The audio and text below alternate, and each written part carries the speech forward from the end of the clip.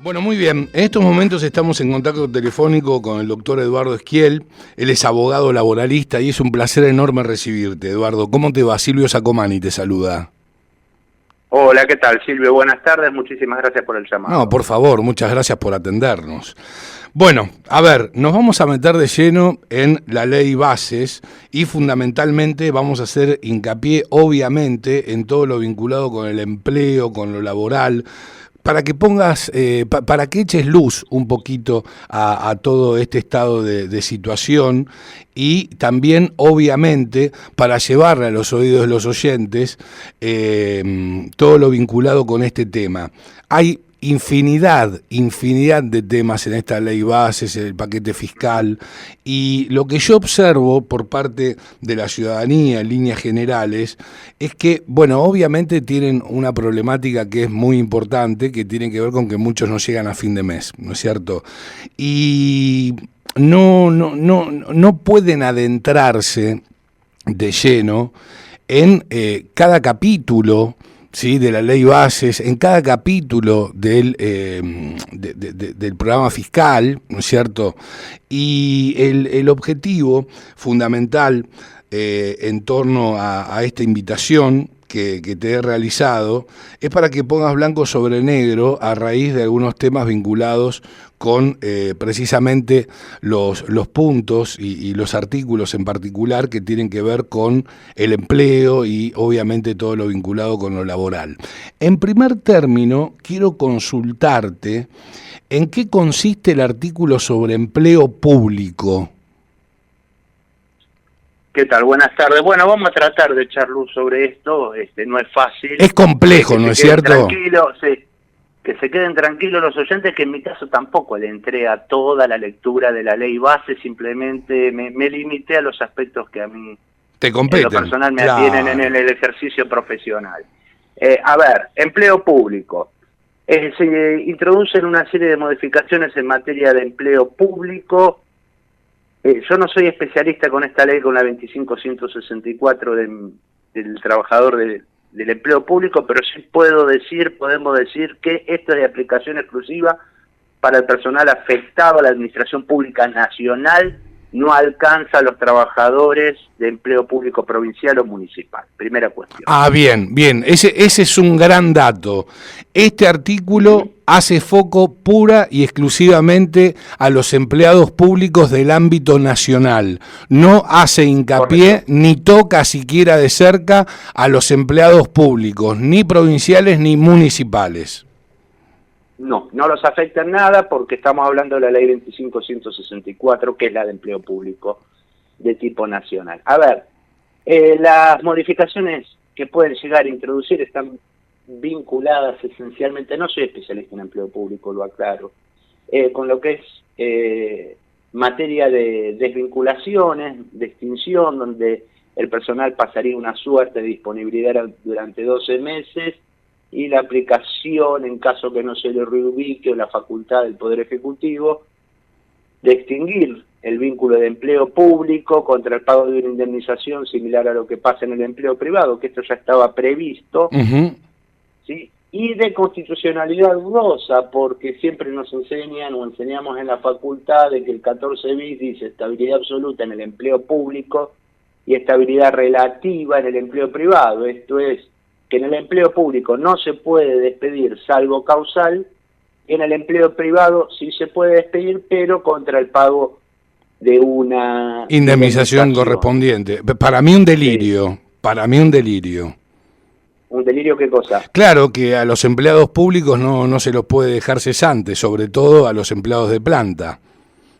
Eso desde ya que es una cuestión opinable, pero está en la letra de la Constitución. No, está en la Constitución, el 14 bis, sí, obviamente. Consenso político como para poderlo modificar. Y lo que sí vi como novedad, porque se había dicho, o se dice en la opinión pública, de que esta cuestión de las cuotas sindicales se dejaron sin efecto, tanto de lo que estaba en el decreto 70 como del proyecto original que se había enviado al Congreso. ¿Cómo sería esto? En el empleo público, las cuotas de solidaridad en la práctica para el personal no afiliado no se pueden descontar sin una autorización presa y expresa por parte del trabajador de empleo público. Me parece que los muchachos de UPCN y ATE de esto no se percataron.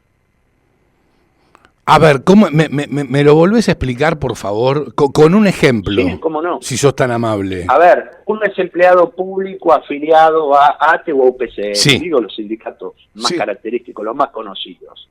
Se le retiene la cuota sindical y se traslada ese dinero a las respectivas asociaciones. Sí. Pero desde hace unos 3, 4 años aparecieron en el ámbito del empleo público la cuota de solidaridad. Es decir, cuotas para personal no afiliado, que de alguna manera es una suerte de contraprestación por los servicios prestados en materia de negociación colectiva. Uh-huh. Bueno, ahora se van a poder descontar en caso de que haya una autorización expresa por parte del empleado. Que a mí me pareció novedoso, porque todo lo que se había dicho se dice en la opinión pública, dice, con las cajas de los sindicatos no se meten, y acá se estarían metiendo un poquito. Está bien. En este caso, obviamente, de ATE y UPCN, que son los gremios que nuclean a la mayor cantidad de empleados públicos. Nacionales, correcto. Nacionales, siempre, nacionales, exactamente, vale la aclaración nuevamente. Sí, ahora comprendo. Bueno, eso de alguna manera, me imagino que no debe haber sido bien recibido por parte de ATE y de UPCN. No escuché que se manifestaran públicamente, por lo menos hasta ahora. Perfecto. Entonces, en torno al empleo público, en lo que tiene que ver con este artículo en particular, bueno, ya lo dejaste bastante claro. ¿Sí? Igualmente no es un artículo, son varios, ¿eh? No, claro, son varios. De artículos que claro, se modifican, es todo un título. Es todo un título, exactamente. Yo digo artículo precisamente, y lo estoy mencionando mal, porque es un título que consta de varios artículos. Correcto. Bien, perfecto. ¿Otro punto a destacar del empleo público nacional o destacaste los más relevantes? Los aspectos más relevantes serían estos. Bien, perfecto. Pasamos a otro de los puntos que tiene que ver con las modificaciones de la 24013 sobre la modernización laboral, que consta obviamente en la ley bases. ¿De qué viene? ¿De qué viene? A ver, siempre hubo una enorme discusión en el ámbito académico, en el ámbito judicial, acerca de lo que se llaman las famosas multas por empleo no registrado. Sí. Esto fue instituido por la Ley Nacional de Empleo, la 24013, en el año 91, también después de un largo debate. Bien, ahí se estableció un sistema de multas para los casos de contrato de trabajo no registrado, deficientemente registrado, sí, en los cuales el empleador que terminaba siendo condenado, las indemnizaciones clásicas, indemnización por despido, preaviso, integración de mes y demás, se incrementaban de un modo muy considerable. Lo que hace esta ley básicamente es eliminar todo este sistema de multas y después se establece 2 modificaciones con relación a la registración laboral, donde da amplias facultades reglamentarias al Poder Ejecutivo Nacional. Esto en cuanto a lo que es ley de empleo, reforma con la cual en lo particular no estoy de acuerdo, porque, a ver, cada vez más se está creciendo la informalidad laboral, cada vez más se está creciendo el empleo clandestino, sí, y las multas tienen un objeto disuasivo. Si se sacan las multas, lo que se está haciendo es incentivar el empleo clandestino. Ahora, pero si se sacan las multas en este caso, bueno, va a haber que hacer un relevamiento fenomenal, ¿no es cierto? Lo cual es muy complejo. Pero digo, si se retiran las multas, digo, como contrapartida y como contraprestación por parte del empleador, ¿no es incorporar a ese trabajador al plano formal? Si se retiran las multas, el empleador que tiene la cultura de gestión de tener trabajadores no registrados, ahora lo va a hacer con mucha más tranquilidad. Ok, yo lo vi desde otro punto de vista. Lo mío es más utópico, sí, sin lugar a dudas, ¿no es cierto? Sí. Yo igualmente, más ingenuo, si me permitís. Ingenuo, exactamente, sí, comparto, sí, Eduardo, obviamente, ingenuo, sí, esa es la Desde mi palabra. punto de vista siempre doy el ejemplo, si mucha gente cruza el semáforo en rojo y aún así tiene que pagar una multa importante, si sacamos esa multa importante va a ser más la gente que cruza el semáforo en rojo, pero esto es una verdad matemática, esto es de manual. Así que eliminar las multas por empleo no registrado, sobre las cuales habría que haber introducido modificaciones, pero no aplicar la fórmula de muerto el perro se acabó la rabia con el objetivo final de bajar la judicialidad. Me parece que es un criterio equivocado. ¿Algún otro punto sobresaliente para destacar en torno a precisamente las modificaciones a la 24013? Sí, dos cuestiones. Una, el sistema registral, cómo se va a registrar un contrato de trabajo que queda delegado al Poder Ejecutivo Nacional para que éste lo reglamente.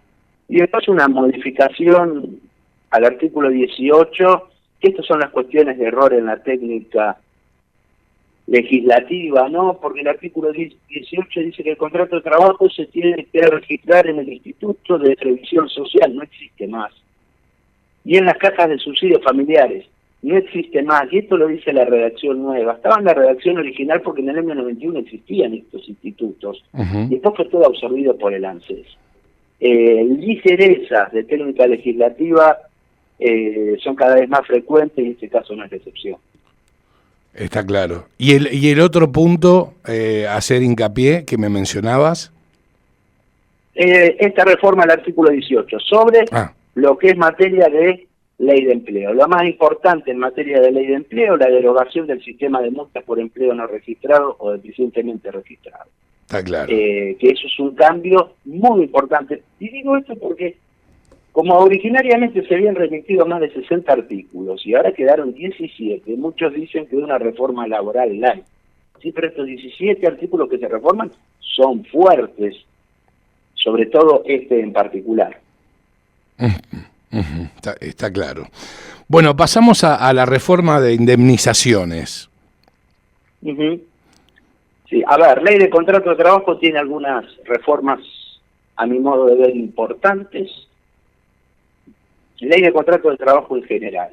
Primero, mencionar el periodo de prueba, porque todo el mundo en la opinión pública dice se modifica el periodo de prueba pasándolo de 3 a 6 meses y por convenio colectivo de trabajo de 8 a 12 meses y nada más. A ver, es cierto esta modificación, pero tiene dos reformas importantes. Primero, que no se mencionan en la opinión pública. Una es la aplicación del periodo de prueba en el trabajador rural. En este momento no tienen periodo de prueba. Ingresa directamente estable. Y la otra reforma es que se incorpora implícitamente el periodo de prueba en el trabajador de temporada. Cuando históricamente en el trabajador de temporada pensemos en aquella persona que trabaja en el Cerro Catedral en invierno. Sí. No tenía periodo de prueba, con esta reforma lo va a tener y para mí es un cambio importante. Después, tenemos una reforma en el artículo 29, que el artículo 29 es un artículo antifraude que previó el legislador ya en el año 74 para evitar, lo voy a decir en criollo, una de las formas más truchas de terciarización. Bueno, lo legitima acá. Y acá me parece que es un error de criterio que no tiene ninguna posibilidad de pasar el filtro judicial. ¿Cómo sería el tema Después, en particular? Simple. Yo contrato a un trabajador sin ser empresa de servicios sexuales para proporcionarlo y que preste servicios en una tercera empresa. Sí. La ley en la redacción original, como regla antifraude, dice que en esos casos, empleador no es el que lo proporciona a la tercera empresa, sino que empleador es el que se sirve de la prestación, es la empresa usuaria, y es la que lo dirige, lo controla y ejerce su autoridad. Que era una vieja regla antifraude para evitar de que los trabajadores sean proporcionados a otra empresa por lo que se dice en la jerga, un sello de goma sin capacidad patrimonial, Sí. y a veces se lo utiliza fraudulentamente para desengancharlo del convenio colectivo de trabajo base. Lo que hace esta norma es legitimar este cambio, que desde ya Más allá de las opiniones, que puede parecer que está bien o mal, hay que analizarlo con sentido de realidad, y la realidad es que esto no va a pasar en filtro judicial. Ujú, ujú.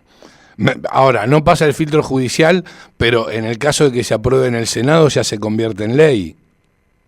Sí, se declara la inconstitucionalidad en 3 renglones, Bárbaro. cuando lleguen casos concretos. Es lo que va a pasar. Sí, Y no hay que ser Nostradamus para saberlo. No, no, Uno está conoce el claro, paño. está claro. Ahora, lo que no llego a comprender bien en torno a la modernización laboral es este tema de los periodos de prueba. ¿Cuál es la ventaja de ir de 3 meses a 6 meses, de 6 a 8? ¿Cuál sería la ventaja? A ver, un periodo de prueba de 3 meses, que es algo muy subjetivo, ampliable a 6 por convenio, es lo que a mí siempre me pareció que está bien.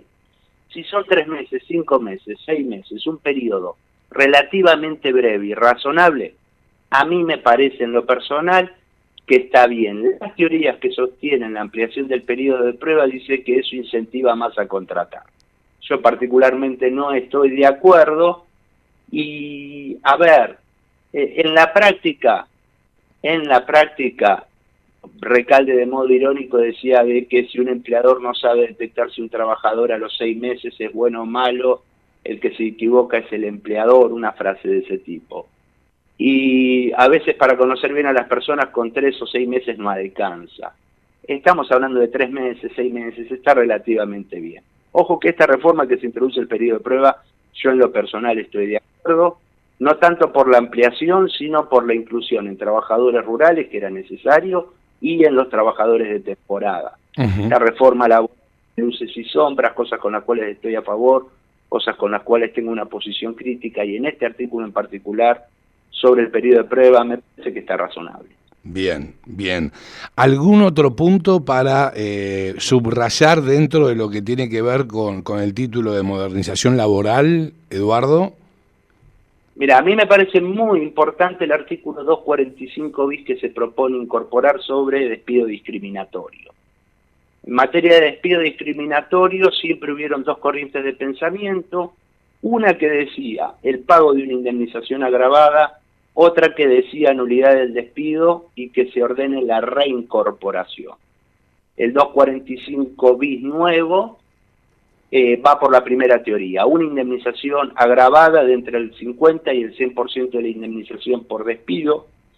La Corte se había pronunciado en 3 fallos anteriormente, donde iba por la reincorporación del trabajador. Yo siempre tuve una posición crítica y siempre que escribía al respecto decía el debate no está agotado, y ahora este nuevo 245 bis va por este lado.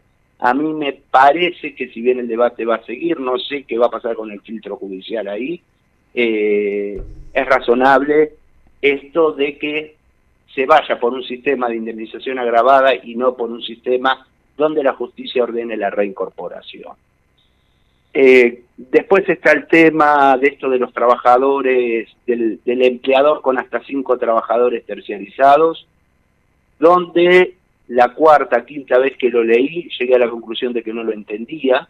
Si a mí me llegan a hacer una consulta al respecto, digo, mirá, esto no pasa al filtro judicial, porque si el trabajador tiene una vinculación con el que lo contrata, en los cuales se dan las notas típicas de la dependencia, los jueces inexorablemente lo van a declarar como trabajador dependiente, y después tenemos que tener en cuenta sobre este artículo que hay mucha delegación al Poder Ejecutivo en materia de reglamentaria, con lo cual habrá que ver después cómo queda la reglamentación al respecto. Después está el fondo de cese, que yo lo considero un artículo neutro, en el sentido de que la parte final dice de que el empleador en todos los casos podrá siempre autoasegurarse, y cuando se sienten a hacer los números van a ir por el autoaseguro, que es lo que funciona hoy día implícitamente, es decir, el empleador despide y paga de su patrimonio, porque a la hora de evaluar cuánta plata tengo que invertir en despidos, destinar en despidos, sí, y destinar en fondo de cese, va a terminar siendo mucho más beneficioso que el empleador haga su propio aprovisionamiento y no va a adherir la mayoría de los empleadores a este sistema. ¿El fondo de cese en qué consiste? En que el empleador paga una contribución determinada todos los meses sobre toda la masa salarial. Está claro. Y cuando el trabajador es despedido o se extingue el vínculo laboral por cualquier causal, cobra el fondo.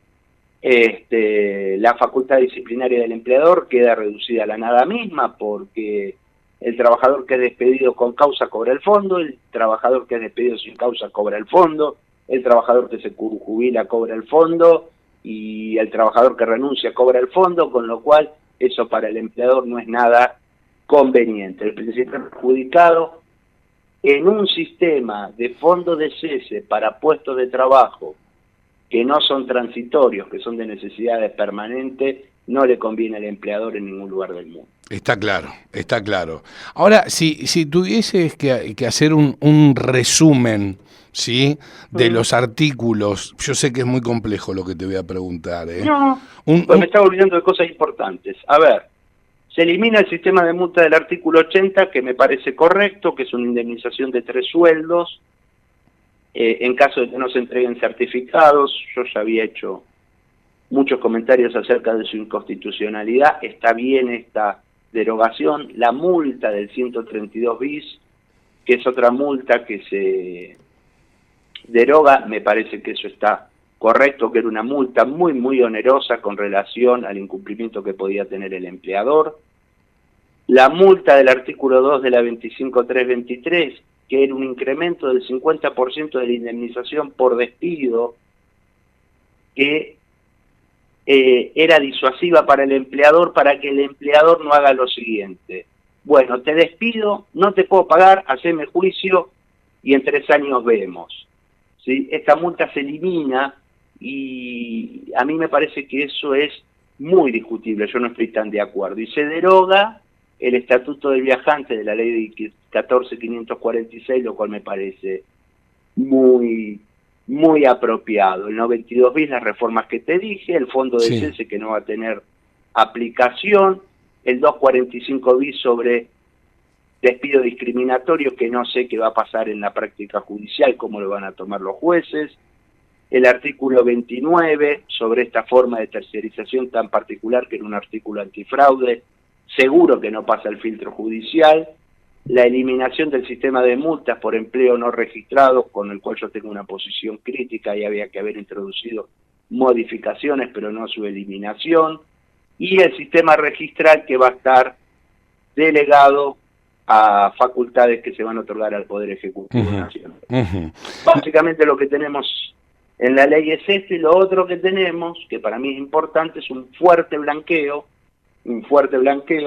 No hay nada más injusto que las moratorias y los blanqueos, pero en este momento puntual, donde hay tanta clandestinidad laboral, tanta informalidad, digamos que necesidad mata justicia, con lo cual a regañadientes tengo que decir que está bien que se impulse un blanqueo, y el blanqueo tiene muchísimas delegaciones al Poder Ejecutivo, con lo cual va a haber que ver las reglamentaciones para opinar. Perfecto. No sé si con este resumen... Sí, está bárbaro. Obviamente fuiste muy didáctico al momento de explicar cada uno de los puntos, de las modificaciones, de las de los distintos artículos allí, de leyes vinculados con el plano laboral, pero desde mi punto de vista sigue siendo una complejidad fenomenal, ¿eh? Seguramente, y acá son cuestiones que no terminan con una reforma laboral, sino que con una reforma laboral empiezan los debates y ver cómo responden los hechos concretos, parte trabajadora, parte empleadora, justicia, administración del trabajo y demás. La película no termina con la sanción de una ley, sino que empieza. Está claro. Ahora me quedo con esta última frase. Necesidad mata justicia. Estoy de acuerdo con el blanqueo, es necesario. A ver, no hay nada más injusto que una moratoria, no hay nada más injusto que un blanqueo con relación a las personas que cumplen. Pero hoy hay que hacer algo urgente para tratar de incorporar la mayor cantidad de trabajadores al sector formal. Sin dudas. Sin lugar a dudas. sin lugar Por a eso dudas. digo a regañadientes, Claro. tengo que decir de que necesidad mata justicia. Eduardo, fuiste muy, muy claro. Siempre es un placer recibirte en la cocina de las noticias y escucharte. Muy didáctico, muy profe, y te agradezco mucho. Bueno, Te gracias. agradezco mucho que me hayas No, acompañado. gracias a ustedes, un saludo y a disposición. Muchísimas gracias nuevamente, un fuerte abrazo, Eduardo. Hasta siempre. Gracias. Lo escuchabas al doctor Eduardo Esquiel, abogado laboralista.